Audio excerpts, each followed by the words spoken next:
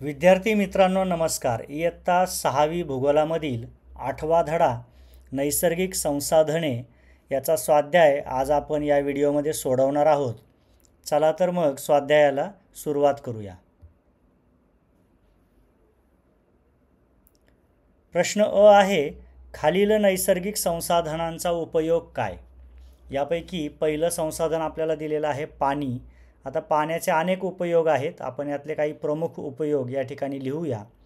पिण्यासाठी, शेतीसाठी, मासेमारीसाठी, मीठ तयार करण्यासाठी, आंघोळ व स्वच्छता करण्यासाठी व जलचरांच्या वास्तव्यासाठी पाण्याचा विशेष उपयोग होतो.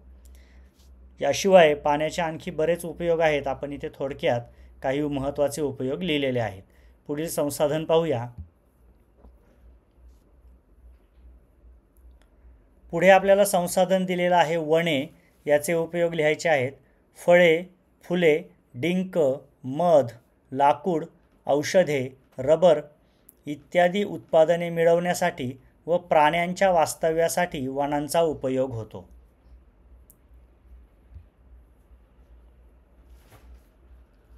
यानंतर प्राणी या संसाधनाचा उपयोग आपल्याला लिहायचा आहे.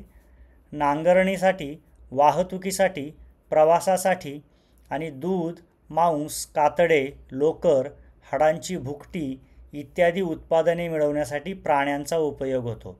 या ठिकाणी सर्व प्राण्यांचा विचार करून आपल्याला हे सर्व उपयोग या ठिकाणी लिहायचे आहेत.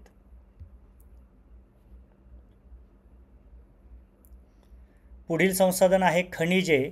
याचा उपयोग लिहूया.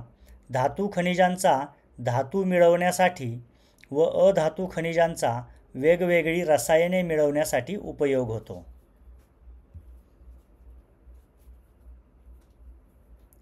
पुढील खनिज आहे जमीन. या जमीन संसाधनाचा उपयोग आता आपल्याला लिहायचा आहे. मृदा, खनिजे, वनस्पती व इतर नैसर्गिक संसाधने मिळवण्यासाठी, बांधकामासाठी, व्यावसायिक उपयोगासाठी, खरेदी विक्रीसाठी, व्यापारासाठी, सजीवांच्या वास्तव्यासाठी जमिनीचा उपयोग होतो.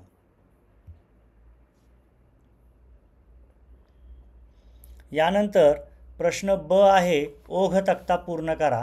या ठिकाणी आपल्याला एक ओघ तक्ता दिलेला आहे, ज्यामध्ये नैसर्गिक संसाधने आहेत आणि त्या प्रत्येक नैसर्गिक संसाधनाचे पुढच्या चौकटीमध्ये आपल्याला उपयोग लिहायचे आहेत. तर हा ओघ तक्ता आपल्याला अर्धवट भरून दिलेला आहे पुस्तकामध्ये, बाकीचा आपल्याला भरायचा आहे. तर पाहूया.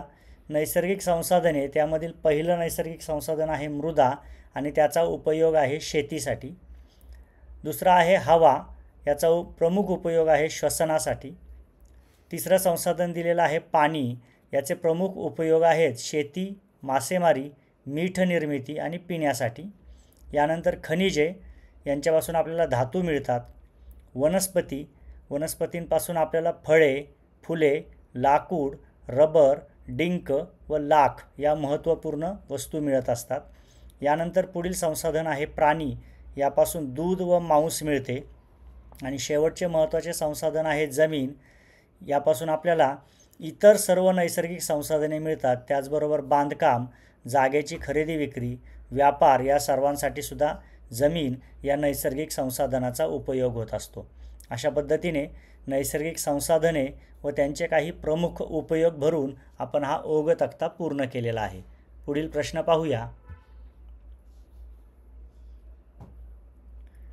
प्रश्न क आहे, पुढील प्रश्नांची उत्तरे लिहा. यातील पहिला प्रश्न आहे, मृदा तयार होणे कोणकोणत्या घटकांवर अवलंबून आहे?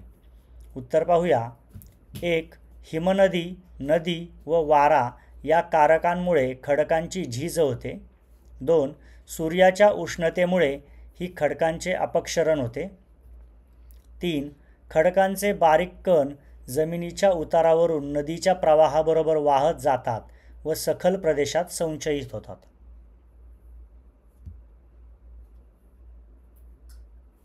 याच उत्तरातील चौथा मुद्दा आहे, अत्यंत संथपणे होणाऱ्या या प्रक्रियेतून मृदा तयार होते.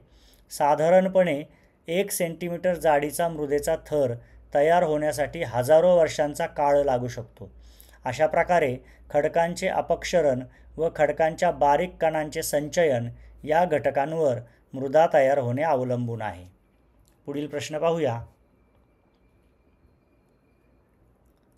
वनांमधून कोणकोणती उत्पादने मिळतात? उत्तर पाहूया. वनांमधून लाकूड, रबर, डिंक, फळे, मध, फुले, औषधी वनस्पती इत्यादी उत्पादने आपल्याला मिळतात. पुढे प्रश्न 3 आहे. खनिजांचे उपयोग कोणते? उत्तर आहे 1. खनिजांमधील धातू खनिजांचा विविध प्रकारचे धातू तयार करण्यासाठी उपयोग केला जातो. आणि 2. खनिजांमधील अधातू खनिजांचा रसायने तयार करण्यासाठी उपयोग केला जातो. रसायनांचा औषधे तयार करण्यासाठी उपयोग होतो. पुढे 4था प्रश्न आहे. जमिनीचा वापर कोणकोणत्या कामांसाठी केला जातो?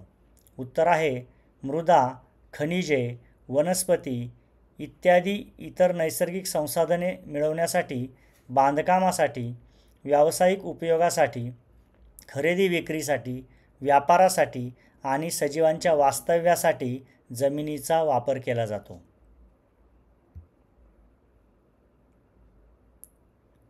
शेवटचा 5वा उपप्रश्न आहे. नैसर्गिक संसाधनांचे संवर्धन करणे का गरजेचे आहे? याचं उत्तर पाहूया. 1. लोकसंख्या वाढ व मानवाचा हव्यास यामुळे नैसर्गिक संसाधनांचा अतिरेकी वापर होत आहे. त्यातूनच निसर्गाचा समतोल ढळण्यास सुरुवात झाली आहे. 2. याशिवाय बहुतांशी नैसर्गिक संसाधने ही मर्यादित स्वरूपाची आहेत, म्हणजेच ती कधी ना कधी संपणारी आहेत.